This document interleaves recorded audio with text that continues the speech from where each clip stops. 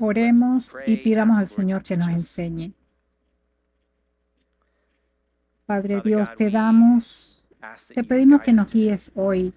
Señor, queremos que seas honrado y glorificado en todo lo que sucede aquí hoy, porque solo tú eres Dios y solo tú eres digno de nuestra alabanza.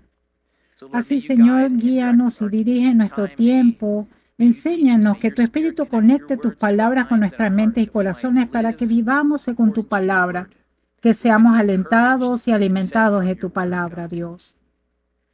Señor, oramos por nuestra comunidad. Señor, hay muchos que han tenido cirugías recientemente, hay muchos que enfrentan enfermedades o cáncer y otras cosas. Señor, oramos por la curación de sus cuerpos.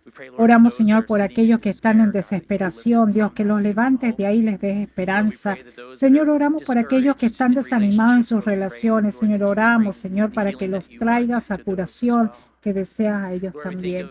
Señor, pensamos en aquellos que están afectados por el terremoto en Filipinas y las regiones alrededor. Oramos, Señor, para que los cristianos allí respondan, sirvan y muestren tu amor en esa comunidad, Dios, y que tu nombre salga del medio del quebrantamiento allí también. Y Señor, nuevamente oramos por los niños como siempre lo hacemos, Señor, los que están arriba aquí en nuestra iglesia, en nuestro programa para niños, Dios, que sepan y entiendan quién eres el Padre, que siempre te vean con sus ojos y te conozcan, Dios, que estás ahí para ellos por el resto de su vida, que tus principios, tu verdad son los que ellos pueden vivir a través del poder de tu Espíritu. Oramos esto y todo el pueblo de Dios dice, amén. Comenzamos leyendo Génesis 3, 8 al 19. Esta es una lectura larga, así que leámosla juntos. Dice, cuando soplaba la brisa fresca de la tarde, el hombre y su esposa oyeron al Señor Dios caminando por el huerto. Así que se escondieron del Señor Dios entre los árboles. Entonces el Señor Dios llamó al hombre. ¿Dónde estás? El hombre contestó, te oí caminando por el huerto, así que me escondí. Tuve miedo porque estaba desnudo. ¿Quién te dijo que estabas desnudo?, le preguntó el Señor Dios. ¿Acaso has comido del fruto del árbol que te ordené que no comieras? El hombre contestó, la mujer que tú me diste fue quien me dio del fruto y yo lo comí. Entonces el Señor Dios le preguntó a la mujer, ¿qué has hecho? La serpiente me engañó, contestó ella, por eso comí. Entonces el Señor Dios le dijo a la serpiente, por lo que has hecho, eres maldita más que todos los animales, tanto domésticos como salvajes. Andarás sobre tu vientre arrastrándote por el polvo durante toda tu vida. Y pondré hostilidad entre tú y la mujer y entre su descendencia y la descendencia de ella. Su descendiente te golpeará la cabeza y tú le golpearás el talón. Luego le dijo a la mujer, haré más agudo el dolor de tu embarazo y con dolor darás a luz, y desearás controlar a tu marido, pero él gobernará sobre ti. Y al hombre le dijo, dado que hiciste caso a tu esposa y comiste el fruto del árbol del que te ordené que no comieras, la tierra es maldita por tu culpa. Toda tu vida lucharás para poder vivir de ella. Te producirá espinos y cardos, aunque comerás de sus granos. Con el sudor de tu frente obtendrás alimento para comer hasta que vuelvas a la tierra de la que fuiste formado, pues fuiste hecho del polvo y al polvo volverás. Hecho del polvo y al polvo volverás. Tengo 3 plantas en mi oficina. 2 de las 3 están vivas. Me regalaron estas plantas porque me dijeron que prosperan aún en negligencia. La pregunta sin respuesta que le respondí a uno de ellos fue ¿con cuánta negligencia pueden prosperar? Una de las plantas, la de la izquierda, es muy difícil de matar. Parece estar siempre viva y la de la derecha parece de plástico, pero es real. En portugués, en Brasil, donde crecí cuando era niño, se llamaban língua da sogra, lengua de suegra. Eso es tan injusto. Yo amo a mi suegra.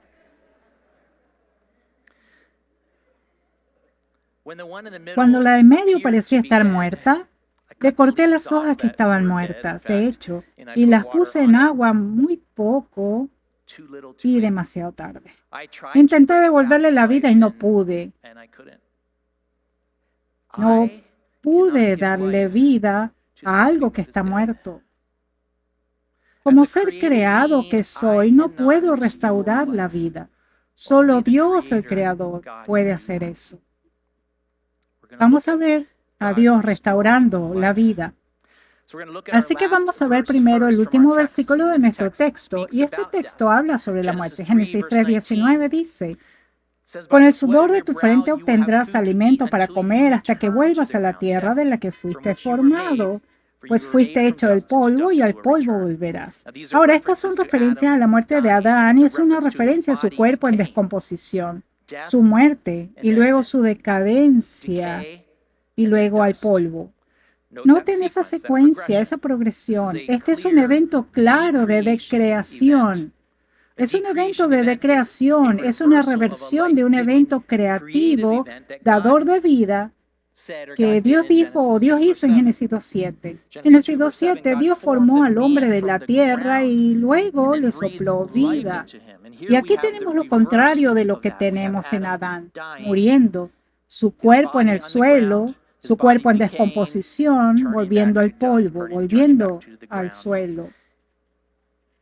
Y este evento de decreación que termina en muerte es el resultado de que Adán y Eva sucumbieran al engaño de la serpiente, de que sucumbieran al mal, de que eligieran pecar contra Dios.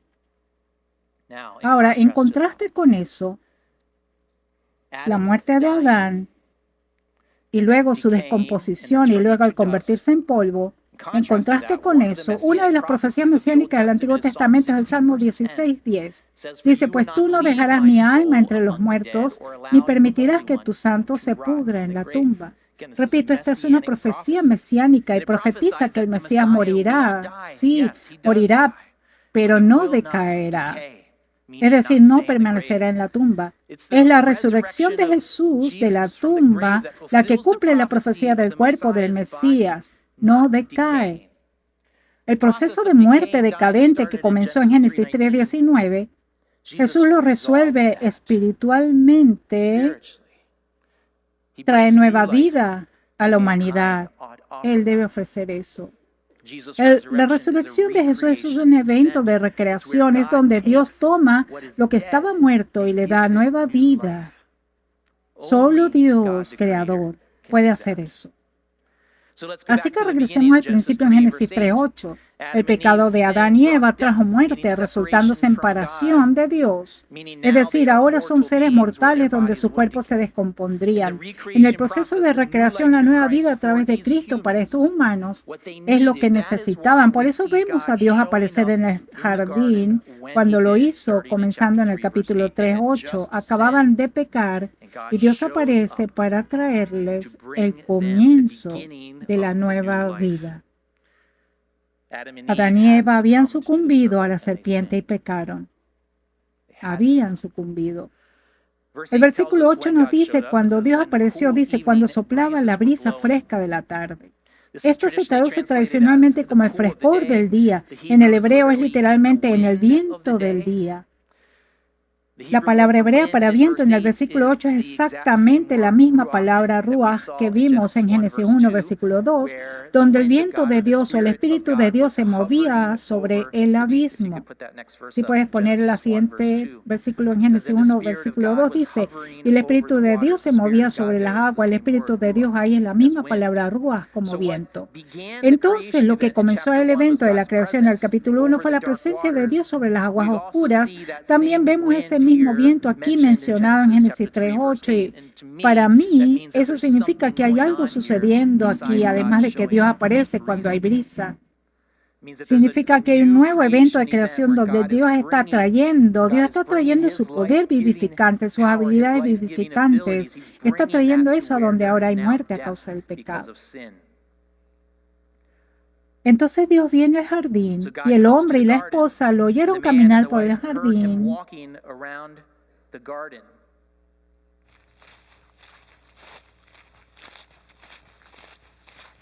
Eso realmente no sonó como caminar, ¿verdad? Fracaso de nuestra parte. Se suponía que era el sonido de alguien caminando por el bosque. Pero para escuchar a alguien caminar se requiere que lo que camina tenga peso o sustancia, que haga ruido. El sonido del caminar indica que Yahweh había tomado forma y sustancia aquí. Algunos sospechan que este es Cristo preencarnado que viene buscando a su novia. Génesis 3:8 es Yahweh Elohim, quien es el buscador de la relación. Él es el que viene buscando. Si piensan en las relaciones románticas, muchas de ellas comienzan con una parte persiguiendo a la otra y la búsqueda puede ser obvia o muy sutil. A veces es obvia para todos los demás, excepto para la persona perseguida. Pero en Génesis capítulo 3 está claro que la parte perseguida, Adán y Eva, el hombre y la esposa, son conscientes de que Dios los está buscando porque se esconden. Cuando Yahweh aparece, no corren hacia Yahweh. No les emociona verlo. Lo oyen caminar por el jardín y corren y se esconden. Esa imagen de Dios buscando y del hombre escondiéndose es un cuadro tan oscuro y triste para mí. Creo que es triste para mí porque sé que es mi propia historia. Lo sé. Creo que eso es triste porque sé que son muchas de nuestras historias, ¿no es así? En Génesis 3:9 Dios pregunta, mientras está ahí, pregunta, ¿dónde estás? Dios probablemente no se preguntaba dónde se escondía Adán. Él sabe eso, después de todo es Dios. Esta pregunta tiene muchas capas interesantes. Esta palabra ¿dónde? Ayé en hebreo se trata de pregunta, se trata de lamento, es una pena dolorosa, es una expresión de pasión. El comentarista David Foreman dice que esta pregunta no es para saber dónde está algo, sino para expresar asombro de que la cosa no esté ahí, donde es la pregunta de que hubiera esperado que estuviera allí. La pregunta ¿dónde? En esa luz se capta realmente esta desgarradora distancia relacional entre Dios el Padre y su Hijo Adán a causa del pecado. Y está el Padre expresando apasionadamente su tristeza y dolor donde anhela que sea más cercana a la distancia relacional. Dios siente esa separación y está llamando a Adán en el jardín, en el huerto. Está diciendo, Adán, ¿dónde estás? ¿Por qué no estás aquí donde deberías estar? Esta es una imagen de un padre afligido llamando a sus hijos perdidos, su creación perdida. Y creo que este grito de Dios resuena para cada ser humano nacido en pecado después de Adán, por cada uno. Dios está diciendo, ¿dónde estás? Fuiste creado para una relación conmigo. ¿Dónde estás? ¿Dónde estás? Mencioné esto antes, que esta pregunta era un lamento. La palabra hebrea que se usa aquí traducida como ¿dónde? Está la ortografía exacta del título hebreo del libro de Lamentaciones. Es un lamento, es una expresión apasionada de dolor y tristeza. Los lamentos a veces toman la forma de letras en la música o poesía y expresan un profundo dolor y pérdida emocional. Veremos en unos momentos cómo los versículos 15 al 19 son parte de un lamento. Pero aquí la pregunta es la expresión apasionada de Dios de una pérdida de su creación. Y solo para enfatizar esta pérdida para Dios Padre, la pérdida de su creación que Él creó para que estuviera con Él, tomemos un momento de silencio para respetar eso y enfatizar esta pérdida.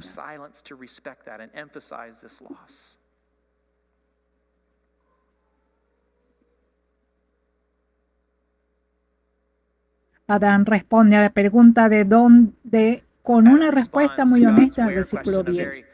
Adán dice, te oí caminando por el huerto, así que me escondí.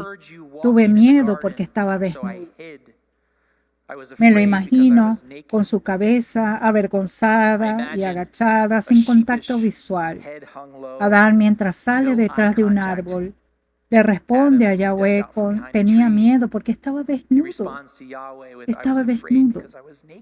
Escuché la historia de un pastor que tuvo una visita no programada a la casa de una persona de su iglesia, y tocó la puerta y se quedó desconcertado porque estaba seguro de que escuchó a alguien adentro, y entonces tocó de nuevo y aún no contestaron. Entonces sacó su tarjeta de presentación y escribió en ella Apocalipsis 3:20, he aquí que estoy en la puerta y llamo. Lo pone en la puerta y se va a casa. El domingo por la mañana en la caja de ofrendas había una nota dirigida al pastor por parte de la persona que intentó visitar, y también contenía un versículo de la Biblia y era Génesis 3:10. Escuché tu voz en el jardín y tuve miedo porque estaba desnudo.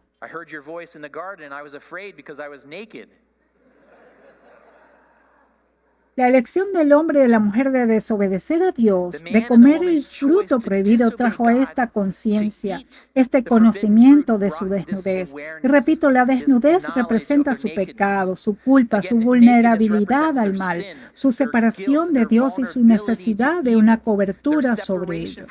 Miren, es con este conocimiento de su desnudez que vino luego una secuencia de malos sentimientos. Primero sintieron vergüenza. Vimos que en pasajes anteriores y ahora al escuchar a Dios caminando en el jardín sintieron miedo. Tanto la vergüenza como el miedo se evidencian al esconderse. Fueron impulsados a esconderse por la vergüenza y el miedo. ¿Se recuerdan la conversación que pasó entre la serpiente y la mujer? No recuerdo que la vergüenza y el miedo fueran parte de lo que la serpiente le prometió. Pero aún así, por el pecado, ahí estaba. Y esta parte de Adán escondido me identifica. Mi segundo nombre es Adán.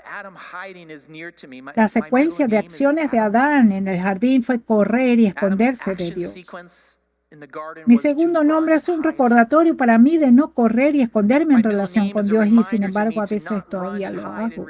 ¿Qué dices acerca de ti? ¿Qué haces para huir y esconderte de Dios? ¿Cuál es la respuesta a eso? Bueno, la siguiente pregunta que Dios hizo fue, ¿quién te lo dijo? Versículo 11, ¿quién te dijo que estabas desnudo? ¿Quién te lo dijo? Implica que el estado de Adán antes de la caída, antes del pecado, nunca habría sabido que estaban desnudos a menos que alguien les dijera que estaban desnudos. Entonces le pregunta, ¿quién te lo dijo? Esto pretende resaltar que su conocimiento de la desnudez no vino de una fuente externa, sino que su conocimiento sobre su desnudez solo podría haber llegado si desobedecieron, si pecaron y si comieron del árbol del conocimiento del bien y del mal, que luego les dio el conocimiento de su desnudez. Miren, eso es exactamente lo que es la siguiente pregunta de Dios revela. Dios hace la siguiente pregunta lógica, dice, porque no pudo haber venido de una fuente externa, dice, ¿acaso has comido del fruto del árbol que te ordené que no comieras? Las dos preguntas llevan a Adán a confesar su error. En el versículo 12, Adán confiesa que comió el fruto prohibido, pero antes de confesar, culpa a su esposa por haber comido el fruto prohibido y también indirectamente culpa a Dios. Dice, la mujer que me diste. Así le echa la culpa. Culpar es como sostener un peso extremadamente pesado sobre tu cabeza. Sientes que te va a aplastar y sabes que si tienes otras personas ahí que te ayudan a sostener el peso, ese peso se distribuirá y tú mismo no sentirás tanto peso. Eso es lo que sucede en el cambio de culpable. El cambio de culpable implica atraer a las personas para que sostengan un peso que tú mismo debes soportar debido a tus elecciones. Desde ese punto de vista entiendo por qué ocurre el cambio del culpable, porque lo he hecho yo mismo, pero eso no está bien. Adán necesita sentir y apropiarse del peso de sus decisiones completamente solo. Está solo ante Dios, delante de Dios. Es responsable de sus decisiones por sí mismo. Bueno, el cambio de culpable no engaña a Dios, ni un poco. Pero la línea de interrogatorio de Dios sí se desplaza de Adán a la mujer. En el versículo 13 le pregunta, ¿qué has hecho? ¿Qué has hecho? Entonces Dios, anhelando la relación, queriendo restaurar la relación, se vuelve hacia ella y le hace una pregunta. Primero, hay dos cosas interesantes acerca de su respuesta. Su respuesta en el versículo 13 termina exactamente con la misma frase que usó Adán. Las últimas tres palabras son, y yo comí, o yo lo comí. Segundo, al igual que Adán, antes que ella, la admisión honesta viene solo después de cambiar de culpable. Para ella el cambio de culpable fue porque la serpiente la engañó. Ella podría haber dicho, fui engañada y comí, pero ella dijo que la serpiente la engañó y comió. Esa es una diferencia sutil, pero significativa desde una perspectiva de propiedad, desde una perspectiva de honestidad. Miren, la expectativa de Dios es que los humanos sean dueños de sus decisiones. Bueno, ¿qué tan buenos somos tú y yo con nuestras decisiones ante Dios? En el versículo 14, Yahweh Elohim, el Señor Dios desvía su atención de la mujer y la dirige hacia la serpiente. Observen aquí cómo Dios interactúa con la serpiente. Aquí es muy diferente a cómo interactuó con el hombre y la mujer. Él no le hace pregunta a la serpiente. Dios no necesita hacerle preguntas a la serpiente. Las preguntas que Dios le hace al hombre y a la mujer son preguntas restaurativas, son preguntas para traer restauración, para traer arrepentimiento, para que la relación entre Dios y el hombre y la mujer pueda ser restaurada. Pero ese no es el caso aquí con la serpiente. Este es un contraste sorprendente entre los dos. No hay interés o acción o deseo restaurador aquí entre Dios y la serpiente de ninguna de las partes, ninguna.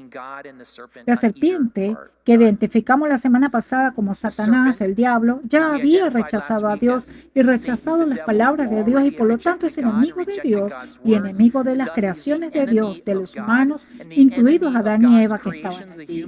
Dios sabe cuál fue la intención de Satanás.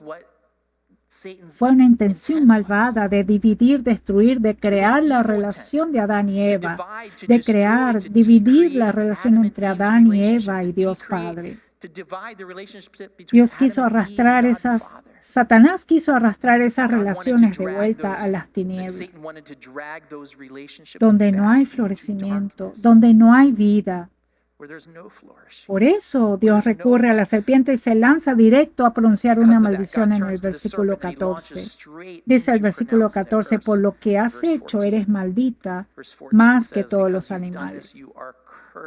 Primero vamos a definir qué es una maldición y luego veremos la dinámica de poder entre la persona que da la maldición y la persona y el destinatario de la maldición. Maldición en la palabra hebrea es arar y una de sus palabras raíces tiene que ver con atar, restringir o reducir. Una maldición generalmente ocurre en contraste con una bendición. Bendición es donde Dios da su vida produciendo capacidad que resulta en florecimiento, en abundancia y vida abundante y multiplicada. Es el favor de Dios, pero una maldición es lo opuesto.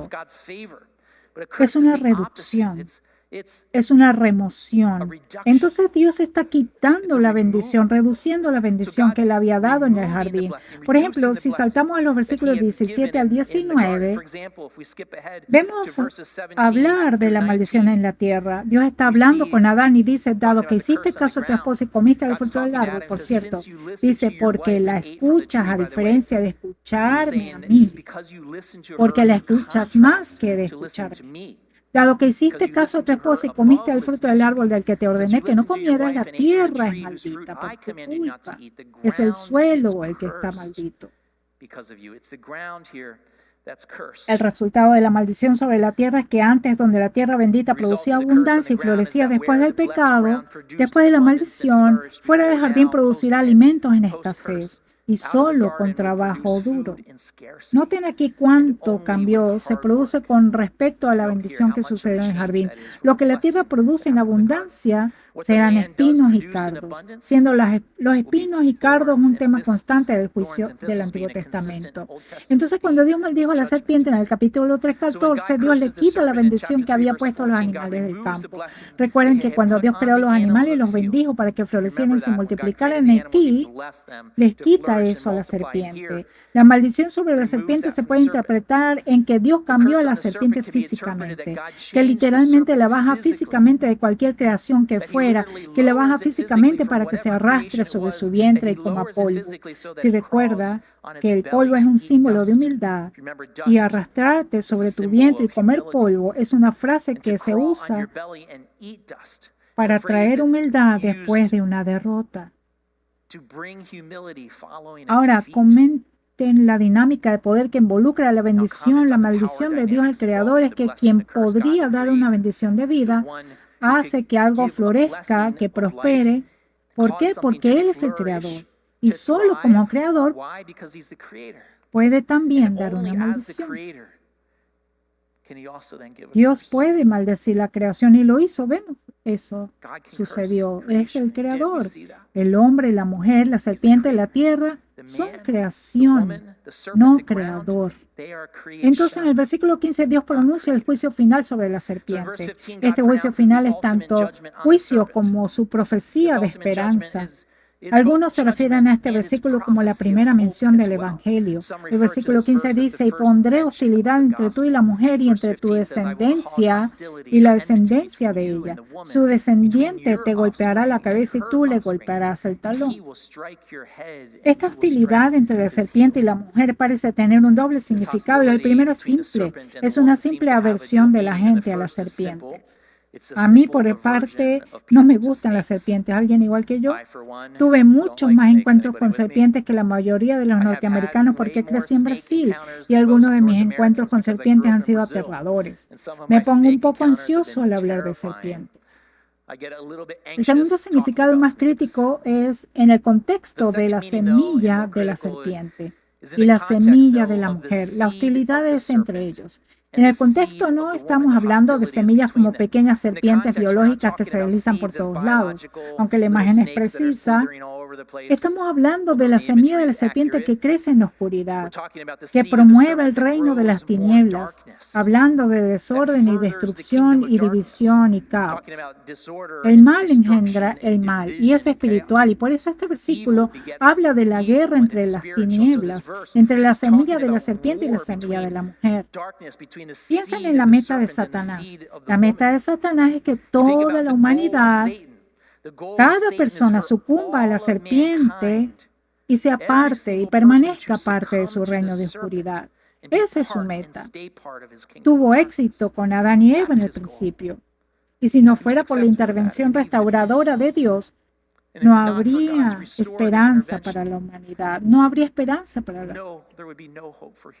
Pero aquí está la esperanza en el versículo 15. El versículo 15 dice, y pondré hostilidad entre tú y la mujer y entre tu descendencia y la descendencia de ella. Su descendiente te golpeará la cabeza y tú le golpearás el talón. La hostilidad entre la simiente o descendencia de la serpiente y la descendencia de la mujer, que es su descendencia biológica, es en la historia del resto del Antiguo Testamento. El resto del Antiguo Testamento muestra una y otra vez que los humanos que Dios creó sucumben ante la serpiente, pecaron contra Dios. Todos y cada uno de ellos. Pero a partir del versículo 15 nos queda una pregunta abierta. Una pregunta abierta en la siguiente diapositiva. ¿Quién es la simiente de la mujer que logrará herir o aplastar la cabeza de la serpiente y ser mordida en el calcañar al mismo tiempo? A lo largo del Antiguo Testamento hubo algunos candidatos prometedores que parecían capaces de aplastar la cabeza de la serpiente. Comenzaron prometiendo, pero finalmente sucumbieron a la serpiente y pecaron contra Dios. Abraham, el patriarca de la fe, tuvo algunos destellos de bien en su obediencia en el monte Moriah con Isaac, que fue verdaderamente inspiradora de obediencia, dispuesto incluso a sacrificar a su propio hijo en obediencia a Dios, pero también hizo el mal. Siguió los pasos de Adán, culpó a su esposa 2 veces. Eso está claro, claramente sucumbiendo a la serpiente. Abraham no era el triturador de cabezas de serpiente. David, el rey guerrero más grande de todos los tiempos, que incluso literalmente aplastó la cabeza de una de las semillas de la serpiente. A Goliat con una roca le aplastó la cabeza con una piedra en la frente. Finalmente sucumbió a la serpiente con Betsabé, con el asesinato de Urías el hitita. Su hijo Salomón, el rey más sabio que jamás haya existido, ni siquiera en su sabiduría pudo resistir a la serpiente. Él también sucumbió a la serpiente. Ninguno de ellos era la simiente de la mujer que aplastaría la cabeza de la serpiente, ninguno. Piensen en esto, si el patriarca de la fe, si el rey guerrero más grande de todos los tiempos, si el rey más sabio de todos los tiempos no pudo resistir a la serpiente, entonces ¿quién podría? Yahweh está confrontando a la serpiente en el jardín, está confrontando al hombre y a la mujer. También en el versículo 16 le dice a la mujer, en el versículo 16, haré más agudo el dolor de tu embarazo y con dolor darás a luz. Primero, permítame señalar que aquí no hay maldición que se mencione específicamente para la mujer. La serpiente está maldita, la tierra está maldita, pero Dios nunca usa la palabra maldita acerca del hombre o la mujer. La interpretación tradicional aquí es que está implícita y entiendo por qué. Todavía me hace reflexión. Sin embargo, hay un principio que está en juego aquí. Y creo que este es el principio que gobierna todo esto. El pecado siempre resulta en una pérdida o reducción de la bendición. Siempre. El pecado siempre resulta en una pérdida o reducción de la bendición. ¿Cuánta bendición se pierde o se reduce? Bueno, eso depende de Dios, pero Dios sabe lo que nos costó el pecado. Es por eso que no quiere que pequemos. Él sabe cuánto nos va a costar. Eso es lo que vemos con el hombre y la mujer. Vemos que el pecado causó pérdida de bendición. Y Dios sabe lo que les costaría y le costaría a toda la humanidad después de ellos. Claramente hay consecuencias del pecado del hombre y de la mujer. Claramente consecuencias que están más allá de la muerte, que dice en Génesis 2:17. Si comes de la fruta seguramente morirás. Y esa muerte espiritual, esa mortalidad que es segura para todo ser humano que ha nacido después de Adán y Eva. Pero Dios habla de otras consecuencias aquí también en el versículo 16. Está hablando del dolor del parto. Puedes 3:16. Habla del dolor. Haré más agudo el dolor de tu embarazo y con dolor darás a luz. ¿No había dolor en el parto antes del pecado? Bueno, desde una interpretación literal parece que había algo allí antes del pecado, porque el lenguaje en hebreo indica que lo que había allí se multiplicaría. Así que no sabemos, pero lo que había allí se multiplicó. La misma palabra en hebreo para dolor con respecto al parto es la misma palabra que se usa en el 3:17 con respecto a Adán luchando por arar la tierra para ganarse la vida. Es la palabra lucha, es la misma palabra para dolor, lucha. Entonces, por el pecado del hombre y de la mujer, tanto el fruto de su cuerpo, los hijos, como el fruto que el hombre estaba produciendo de la tierra, ambos solo vendrían con mucha más lucha y dolor. Ambos.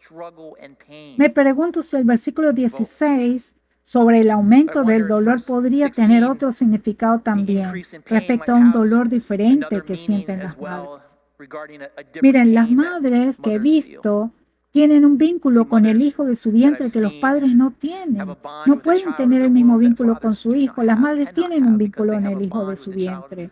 El fuerte vínculo emocional de una madre con un niño de su vientre, esa es la palabra fundamental, la palabra raíz de la palabra hebrea compasión, que Yahweh, que Dios da como parte de su propia autodefinición en Éxodo 34:6. 34:6. Es compasión. Es ese cuadro de la conexión entre la madre y el hijo de su vientre. Por ese vínculo emocional fuerte y único, cuando una madre ve al hijo de su vientre sucumbir a la serpiente y extraviarse, como lo que vemos pasar en el capítulo 4 con Caín y Abel, ese es un dolor que una madre siente intensamente. Sí, los padres también sienten algo, pero es diferente. El pecado de Eva resultó en este dolor maternal y para cada madre después de ella, para cada una. ¿Y qué consuela eso? Solo la gracia de Dios. Solo la gracia del Padre puede consolar eso. La siguiente línea en el versículo 16 dice, y desearás controlar a tu marido, pero él gobernará sobre ti. Creo que solo la lectura de ese versículo es suficiente, así que vamos a seguir adelante. Es broma. Permítanme darles dos pensamientos sobre este versículo. Primero, Dios creó un hermoso diseño para los hombres y mujeres, y el hermoso diseño se describe en Génesis 1:26 al 28, donde ambos son creados igualmente a la imagen de Dios, hombre y mujer, ambos para gobernar y reinar juntos sobre la creación. Y luego vemos, en el siguiente capítulo, vemos más del hermoso diseño de Dios en Génesis 2:8, que Dios creó a la mujer como la ayuda de Adán, adecuada para él. So, is el conecto. Pasamos bastante tiempo en eso y esa palabra Iser es mucho más fuerte que solo ayudante, porque cuando la palabra Iser se usa para describir a Dios, está en el contexto de liberación o rescate. Entonces, ella, la Ezer Conecto, es realmente una compañera indispensable. La última descripción que tenemos de la relación del hombre y la mujer antes de la caída, la última descripción que tenemos son las hermosas últimas palabras de Génesis 2:24, donde dice, dos se unen como uno solo. ¿No es hermoso? Dos unidos en uno.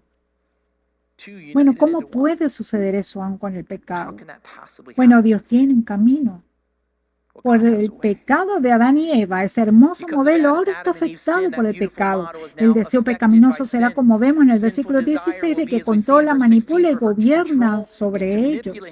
En este lenguaje del 3:16 se trata de lucha de poderes, no de unidad, lucha de poderes. La palabra gobierno en el versículo 16 fue traducida a la Septuaginta griega en el siglo 3 a.C., hace 2300 años, ¿verdad? Según los eruditos hebreos, la palabra griega que eligieron fue Kyrie, que significa ejercer dominio o señorear.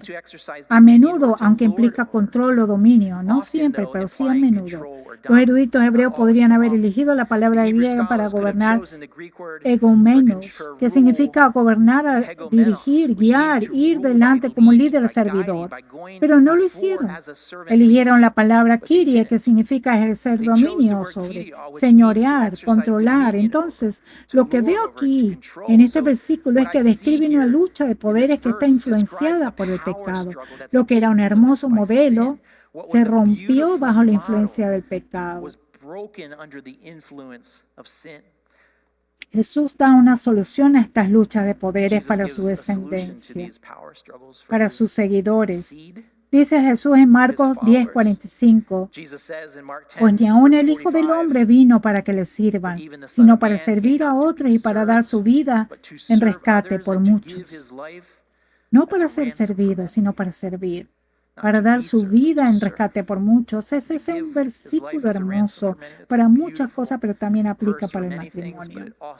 Cuando los discípulos codiciaban el poder que imaginaban que sería suyo, que fantaseaban que sería suyo en el reino nuevo, Jesús puso patas arriba sus fantasías de poder cuando les dio una nueva definición de gobierno. En Lucas 22, 24, 27 dice, después comenzaron a discutir quién sería el más importante entre ellos. Jesús les dijo, en este mundo los reyes y los grandes hombres tratan a su pueblo con prepotencia. Sin embargo, son llamados amigos del pueblo, pero entre ustedes, está hablando con sus discípulos, hablando con su simiente. Pero entre ustedes será diferente. El más importante de ustedes deberá tomar el puesto más bajo y el líder debe ser como un sirviente. ¿Quién es más importante, el que se sienta a la mesa o el que la sirve? El que se sienta a la mesa, por supuesto, pero en este caso no. Ni aquí, ni en mi reino, ni en el futuro, pues yo estoy entre ustedes como uno que sirve. Repito, hay más versículos sobre este tipo de gobierno, sobre este poder. Entonces, con los esposos, Pablo aborda esta lucha de poder que ha existido desde Génesis 3. Pablo aborda esto con los esposos en Efesios 5:25 dice, para los maridos eso significa ame cada uno a su esposa tal como Cristo amó a la iglesia. Es tan alto ese derecho. Estar dispuesto a dar tu vida por ella, que Él dio su vida por el amor de su esposa, tu esposa, ¿cierto? Eso es traer el modelo que Dios quiere a esa hermosa unidad que Dios quiere traer eso. Pablo dice a la esposa, Pablo dice en Efesios 5:22, para las esposas eso significa sométase cada uno a su marido como al Señor. Entonces con los maridos sin dominancia, no enseñoreándose, no ejerciendo su poder o su fuerza o su privilegio, sino más bien siendo líderes siervos, dando su vida por sus esposas. Pablo dice a la esposa, sométanse a su marido. No trate de controlarlos, no trate de manipularlos. Además, Pablo comienza todo ese pasaje diciéndoles a ambos que se sometan el uno al otro. Les dice a ambos, hagan eso, sométanse el uno al otro para traer unidad en lo que debían hacer en su matrimonio. Este enfoque matrimonial aborda la lucha de poder, control y dominación influenciados por el pecado que comenzó en el jardín y que continuará hasta que todos volvamos al polvo. Sí, hombres, esposos, lideren. Lideren como sirvientes. Lideren dando sus vidas por sus esposas todos los días. Esposas, respondan a eso. Respondan a eso en amor. Respondan a eso. Les doy algunas reflexiones finales. Volvamos a nuestro título de apertura. Dios responde de tres maneras. Persigue por amor, confronta por amor y ofrece esperanza por amor. Primero, Dios persigue por amor. Tenemos otro cuadro bíblico que reemplaza el triste cuadro de la persecución de Dios a Adán y Eva mientras se esconden. En la historia del hijo pródigo, el padre ve al hijo arrepentido regresar a casa y el padre corre hacia él y el hijo arrepentido recibe el cálido abrazo del padre. En Lucas 15, 20, 21. La triste imagen de Génesis 3 de Dios persiguiendo y a Adán y Eva escondiéndose es reemplazada por la imagen de Lucas 15. Lo que es consistente en ambas imágenes del Padre es el Padre persiguiendo en amor. Y ese amor del Padre, esa búsqueda del Padre nunca cambia. Aunque lo que controla el resultado es el arrepentimiento. El arrepentimiento. Así que déjame preguntarte ahora mismo, ¿estás huyendo de la búsqueda de Dios y de su abrazo o estás corriendo hacia adelante para recibir el abrazo? Veamos, sabiendo que el Padre siempre ofrece amor, que siempre cubre nuestro pecado con la sangre de Cristo, nunca, jamás tendremos que volver a escondernos. Nunca. Nunca más tendremos que escondernos y eso es vivir en la gracia. Eso es comprender la gracia y vivir en ella, no tener que escondernos nunca más.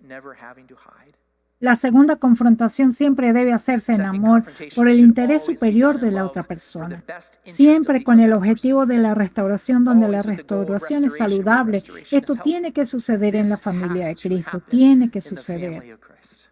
La confrontación y las relaciones rotas no traen unidad que Dios planeó para su familia, para sus hijos, pero tiene que ser hecho en amor por el interés superior del otro.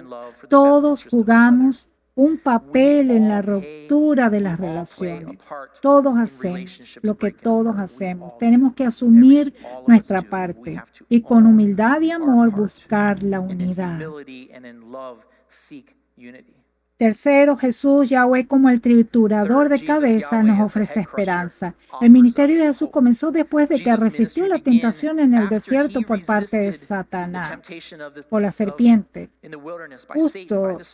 Y durante esas tentaciones, todas ellas siendo fruto prohibido, Jesús no sucumbe a la tentación de la serpiente. Todos los demás antes de él lo hicieron con Adán y Eva, Abraham y Sara, el rey David, el rey Salomón. Todos los demás antes de él sucumbieron. Pero Jesús fue a la cruz en obediencia, como el Cordero de Dios sin pecado que quita los pecados del mundo. La muerte de Jesús era la serpiente que le mordía el calcañar.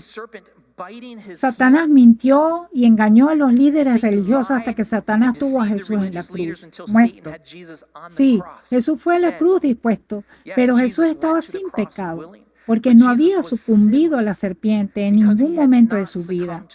Y luego, cuando Jesús murió como sacrificio por el pecado, siendo el Cordero de Dios sin pecado, su cuerpo no decayó porque resucitó, y su muerte y resurrección aplastó la cabeza de la serpiente.